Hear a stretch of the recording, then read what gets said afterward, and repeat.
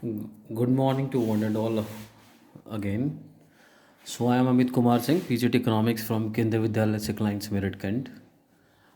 Let's discuss a very pertinent topic by the name of domestic territory and resident, along with two sector model, which we also known as a circular flow.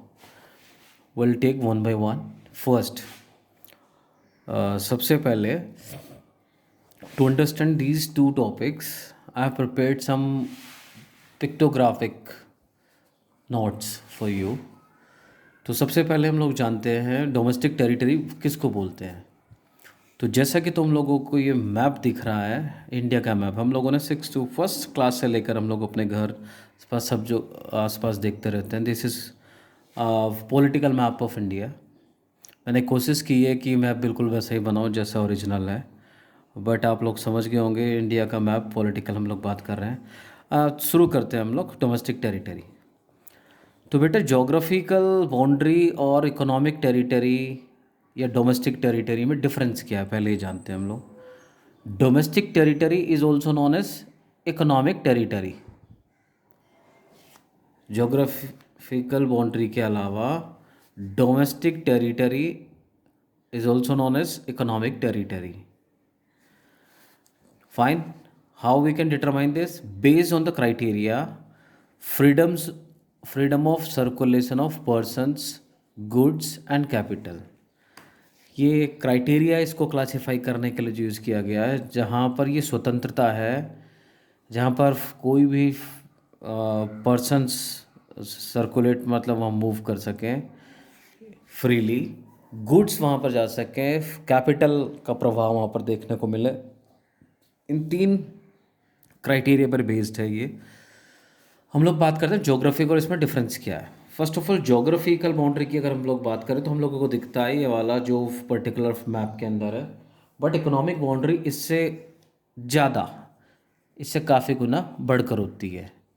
तो ये first हम लोगों को जानना होगा, economic territory हमारी geographical से ज़्यादा होती है, जहाँ पर we can observe the freedom of circulation of persons, goods and capital.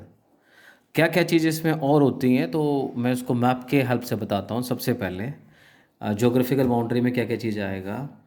Number one geographical plus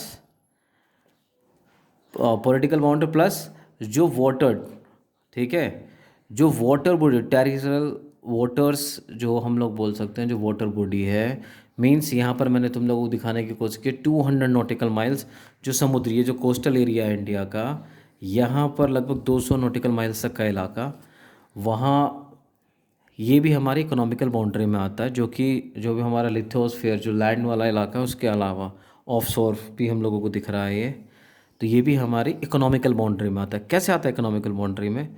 यहाँ पर मैंने तुम लोगों को दिखाने की कोशिश की ऑयल रिग बॉम्बे हाई, लगभग ये नॉर्थ डायरेक्शन में मुंबई से 161 किलोमीटर्स सिचुएटेड है मुंबई हाई।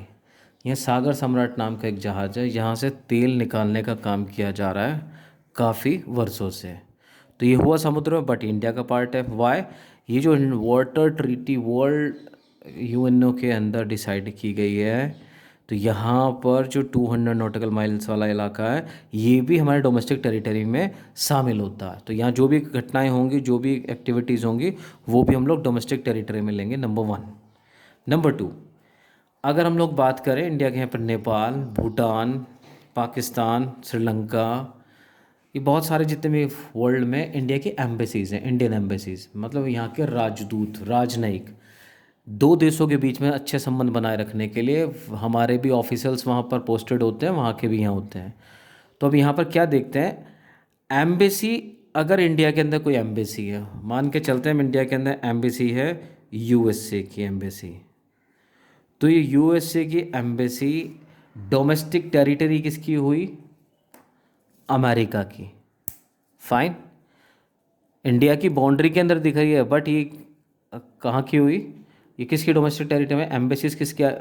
अगर हम लोग इंडिया की एम्बेसीज वर्ल्ड में जहाँ पर भी किस कंट्री में है, वो सब इंडिया की डोमेस्टिक टेरिटरी के अंदर आएगा। तो डोमेस्टिक टेरिटरी की बात करें, ध्यान रखना, घरेलू सीमा, तो दूसरा क्या हुआ, ये जोग्राफिकल दोबारा याद कर रहा हूँ। दूसरा हम लोगों ने देखा ये 200 नॉटिकल माइल्स वाला समुद्री जो ये वाला क्षेत्र है। नेक्स्ट एम्बेसीज, जिस भी देश के अंदर हम लोगों की एम्बेसीज मौजूद हैं वहाँ पर। थर्ड, मिलिट्री बेस, इंडिया के बहुत सारे देशों में मिलिट्री बेस हैं। तो मैंने कुछ पॉइंट आउट किए हैं तुम लोगों को समझाने के लिए। This is not a subject defence studies but I have taken for to make you understand. Bhutan में इंडिया का मिलिट्री बेस है, नेपाल में मिलिट्री बेस है, ओमान, कतर, मोजाम्बिक, डिजिबूती, ये अफ्रीकन कंट्रीज़ में है।